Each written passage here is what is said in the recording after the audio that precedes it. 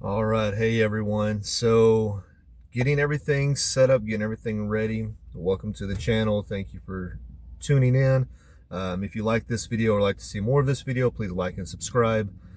So, what this video is all about is going to be about my first trip to Indiana to Wave Express and to just get a feel for the entire industry as far as RV transportation goes and try to get a firm grasp and a good understanding of their wants, their needs, and to see if it's even a viable job for me to do while we're traveling on the road. So I'm going to be keeping up with hours I drive, miles that I drive in a day. I'm going to be keeping up with, of course, the fuel cost is going to be number one. It's going to be the key factor to all of this, and how much it's going to cost to start up, get all the necessary equipment that Wave requires, some accessory equipment that I believe every person who is going to be doing this is going to need, plus a little bit of extra food cost. Everything's going to be broken down as much as I possibly can to make it easier to understand how much you have to spend in order to get started, and then how long it takes you to recuperate that cost until you actually start turning a profit, and then what those profits look like, and see if that's something for us. So I'm about to leave our home station, got the ice, got food, getting gas, that's right behind me. And once that is done, then we will start up the big trip from Central Texas down to, or up to, Indiana. And I'm not going to be doing it all in one day. That is way too much for me to do on my first go. We've traveled that far before, but we've never done it all in one day. According to the GPS, it would be 5 o'clock in the morning by the time that I get there. So I definitely don't want to be traveling that long without any kind of sleep. So we'll see how this goes. Pray for me. Hope that I make it, and hope that you continue watching. All right, y'all have a great day. We're the Essary family, and we're exploring America one destination at a time. All right, so I've been driving for a little while now. Stopped over at a place here in Oklahoma just to stretch my legs, get out. Gonna make me a quick sandwich, get a little rest in, maybe wait 10, 15 minutes or so, do a little bit more walking around. That way I just don't cramp up. That way I feel good going all the way out through this process. Little thing about Oklahoma. So I've been on 44 this whole entire time. No real place to stop. Like, there's no rest stops, where you can get off the road, get off the interstate, and gives you that opportunity to use the restrooms, use the facilities, go walking, or just getting out, giving you a shaded area to kind of catch a snack or a picnic or something. So I'm not sure what's going on. Maybe it's just 44, maybe just because it's kind of a toll road that goes through Oklahoma. Maybe on 35 it doesn't do that whenever you get closer to Oklahoma City and up into Tulsa. So far so good. Pretty decent speed, not a whole lot of traffic, not a whole lot of issues so far. So yes, I'm gonna get me something to eat, rearrange just a little bit, finagle a few things to make it a little bit more comfortable, get back on the road. And all right, I just got done with a fantastic lunch. Thank you so much, babe, for making that for me. Actually kind of full, didn't eat a whole lot and haven't really exerted that much energy, so I figured I wouldn't be eating as much as I thought I would be eating on a normal day, especially working around the office, getting my steps in, doing stuff like that. But I was able to kind of walk around where I stopped at here in Chickasaw and just do a little lap, get the legs, get some blood flowing. 92 degrees outside, nice and windy, so it was actually really pleasant.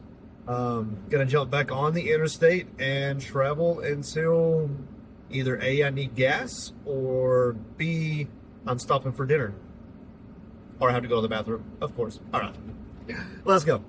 All right, so it appeared that gas was first. And of course, I always suggest that whenever you make a stop for whatever the reason is, just get it all done all at the same time. That way you don't have to stop 10, 15, 20 minutes, 20 miles to an hour and a half down the road. You can make up some good time. You could keep the momentum going as you got. So made a little stop here in, I believe, Tulsa, on the outskirts of Tulsa, getting ready to hit the road one more time and probably go till dinner time or until I'm too tired. So we'll see which one comes first, and I will let you know. So far so good.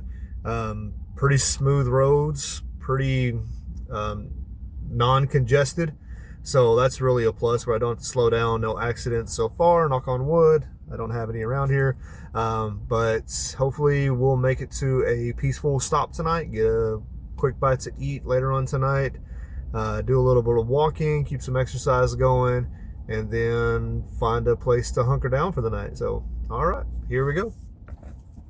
All right, stop number 4, I believe. Getting dinner right now.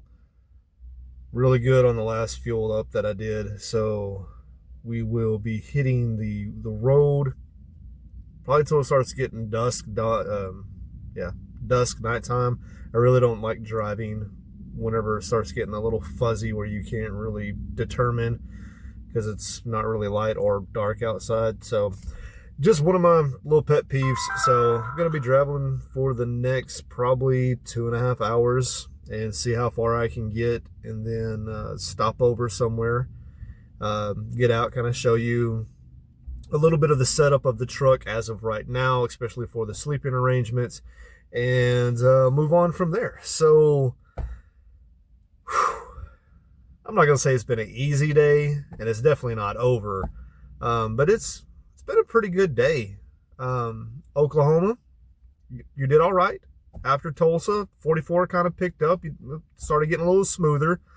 But between the Texas border and Oklahoma City, for sure, it is a little rough there for a little bit. So there's a lot of construction going on over there. So hopefully that kind of corrects itself, and y'all have some plans to get that fixed. But other than that, it was a beautiful drive through Oklahoma.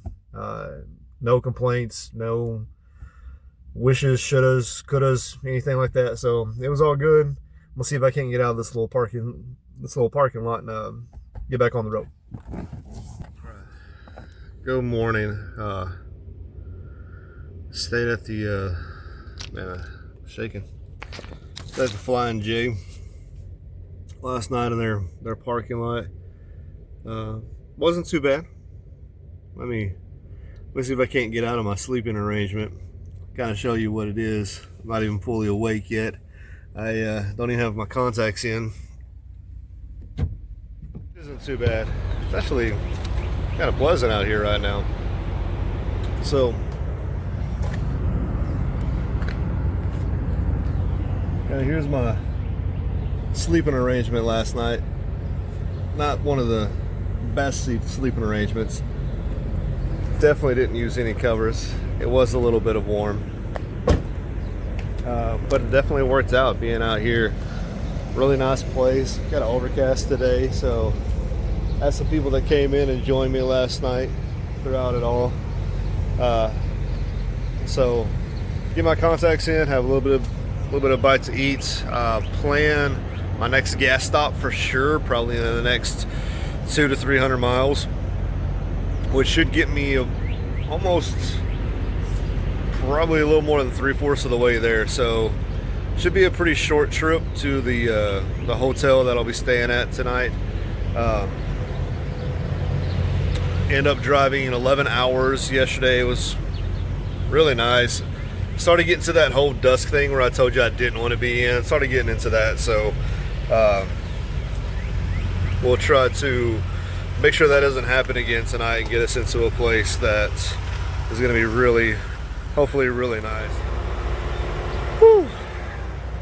I'm not sore, my back doesn't hurt or anything, but I am going to put my contacts in, probably do a little exercise on this hill, just try to get the blood flowing before I have to get back in the truck and take off.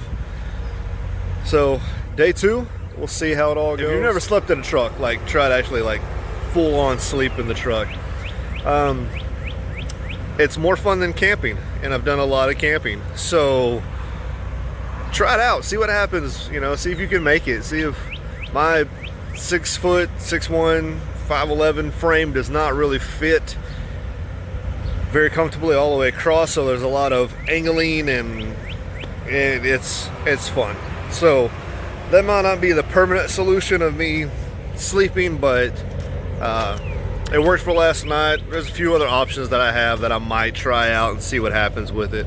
So yeah, let's get started. Let me unlock the door. Can't get started unless you unlock the door. All right, let's get started. Got up, contacts in, a little bit more awake now than whenever I did that last video. But it wasn't too bad. It's still a little muggy. A little rain came in this morning, but it still wasn't that bad. The first day was actually very nice. It was very good. A little rough roads ever so often. 44 is just, it's kind of like any interstate. It's just going to be rough in patches. So that just kind of happened. Other than that, I didn't get too sore while I was driving. A lot of people do. It all depends on like how you sit and if you just stay still for the entire time. I do a lot of moving. I do a lot of shifting. I did find out that I do kind of need to break up probably in a good 2-hour intervals just to get out and just to walk around and stuff. It will cut down especially on how far I can drive in a day, but I think it'll be okay. What else happened? Oh, last night. So crazy things happened last night, all mental, had nothing to do physical or anything that I was affected by. So I went to sleep, got a real good hard sleep, probably till about 3:30, and then all of a sudden, I guess you would call it a nightmare, a fear or something. I just dreamed that someone had jumped into my vehicle and was driving, and I couldn't wake myself up to like stop them or fight them or anything like that. And so fear just kind of set in that someone was trying to get into my vehicle. Nothing ever was, but once I wake up, I'm just kind of one of those people that's always up. So I try to go back to sleep off and on for the next 3 hours. It really didn't get a restful sleep during that time. But yeah, several times I was just dreaming of people coming in and stealing my car or, you know, messing with me, but everyone, whenever you stop at places like this or whenever you stop at places that have trucks to stop, they're really good about not messing with you. They know that you're trying to get sleep because they know that you have someplace to go and this is kind of your only option. So there are other people that came in and parked around me. So it turned out to be a really peaceful evening.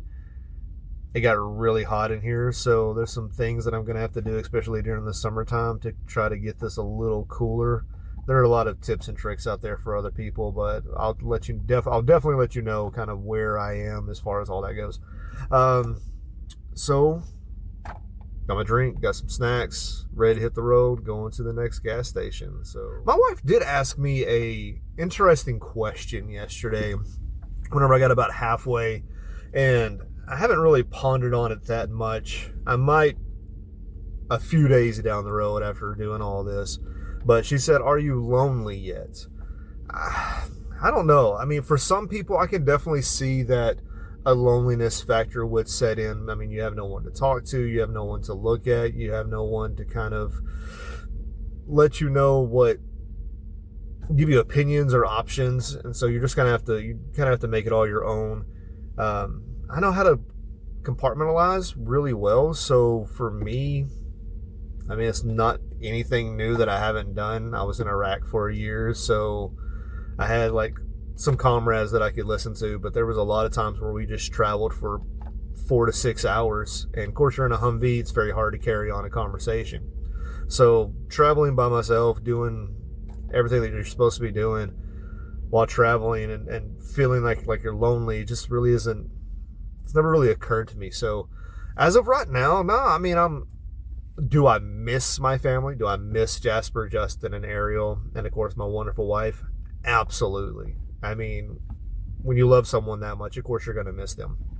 But as far as, you know, longing to be around people or having someone sit right next to me. Not yet. It's one of those things that I could probably go a couple of days without ever feeling that. It's just, but that is one thing that if you do get into this driving, if this is something that you're kind of looking forward to, wanting to get in as far as a career choice, something definitely to ponder. I mean, most of the time you're going to be by yourself, so it's going to be you and the road, and that's about it. Now you can get on the phone and you can talk to people, but that's not the same as actually having actual, a connection with someone, a physical connection with someone. So just be mindful of that whenever you go out, and I'll keep you updated if it kind of changes. Get started. Not a long day today, which I'm really proud of. I mean, yesterday 11 hours, so today's not going to be too bad. But I do have to go through some major cities, so I'm not sure about that. That's going to be the interesting factor. Let's go.